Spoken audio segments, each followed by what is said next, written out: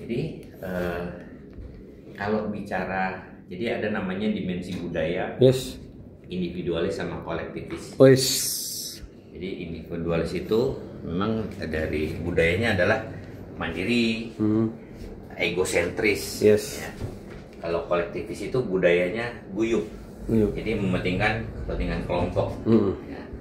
Kalau dicocokkan kepada suku di Indonesia, mana yang individualis, mana yang kolektivis. Nah itu dia range, jadi dari misalnya 0 sampai 5, kalau 0 ini individualis banget, yang 5 ini kolektivis banget gitu kan. Nah orang Minang itu jatuhnya ke individualis. Kalau orang Batak itu ke kolektivis. Jadi gitu ya? lebih orang Minang dengan sesama Minang itu nggak terlalu dekat, nggak terlalu saling mendukung. Mau diakui apa enggak, emang kenyataannya seperti itu. Ya, abang kan orang Minang juga. Saya juga orang Minang. Nah, kalau orang Batak itu mereka lebih guyup, kolektivis. Jadi kalau ada satu orang Batak kena, ya, nah yang lain itu mau tuh membantu kalau ada masalah gitu. Kalau orang Minang lihat dulu. Calik lu. Nah, kalau bahasa Jawanya wadipiro, kalau orang Minang bilang bara, aku di belakang kan. Itu karena sebenarnya karena terbentuk dari budaya. This karakter. Mau tidak mau budaya Minang yang mendidik anak laki-laki terutama, ya. Ketek di surau, gadang di rantau. Jadi dari kecil memang udah dididik untuk mandiri, untuk keluar dari rumah, untuk cari kehidupan sendiri. Ketek di surau sampai 5 tahun itu. Nah, habis itu selesai sekolah merantau. Nah, orang perantauan itu budayanya adalah kompetitif, saling bersaingnya. Sehingga ya itu juga yang terjadi. Ya, betapa banyak orang Padang yang buka restoran, sebelahnya buka restoran Padang juga kan gitu. Kompetitiveness, sehingga itu terbawa juga dalam karakter keseharian. Berfastabiqul khairat lah. Ya. Belum menemukan Ini bukan fastabiqul khairat, fastabiqul ini bisnis. Artinya sudah terbangun karakter competitiveness-nya. Bersaing. Nah, sehingga pada urusan sosial pun kadang-kadang mereka bersaing. Jadi bisa dimaklumi kalau bonding antara sesama warga Minang nggak kuat dibanding dengan bonding antara sesama warga Batak. Boleh dibuktikan.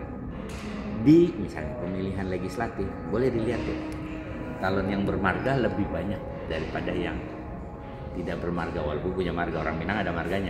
Suku. Ya, suku. Ambo Sikumbang dah. Ambo Limo Panjang. Jadi saya pun mengakui bahwa bondingnya nggak terlalu dekat. Nah, di Batak itu kota yang paling banyak paguyuban se-Indonesia.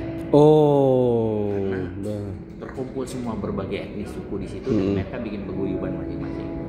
Nah, jadi dari situ juga bisa terlihat bahwa apa istilahnya, ketika terjadi sesuatu dengan warga paguyuban, responnya kalau orang Batak itu langsung mereka rangkul, mereka bantu, mereka berikan pertolongan, mereka serbu sama-sama. Tapi orang Minang berhitung dulu, pikir dulu, disentuh dulu, baru mereka bersiapan. Itu kenyataan hidup.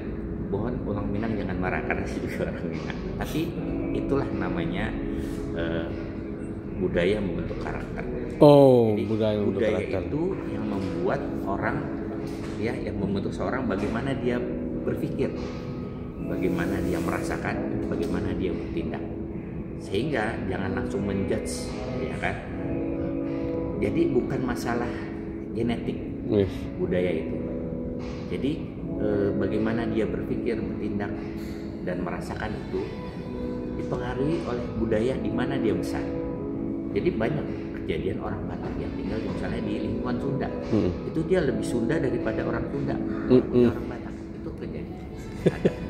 Sama seperti itu juga orang Minang yang misalnya dia lahir di Sumatera Barat, tapi dia besar misalnya di Jakarta. Ya. Tapi kalau orang Sumatera Barat lahir di Sumatera Barat, besar di Jakarta, itu lebih kompetitif lagi karena dia masuk ke lingkungan yang memang sudah sangat kompetitif. Itu kuliah Pemahaman Lintas Budaya pagi ini. Saya Febri Acah. Selamat pagi. Yes. Assalamualaikum warahmatullahi wabarakatuh. Sama dari Pondok Indah Kapuk Bros melaporkan.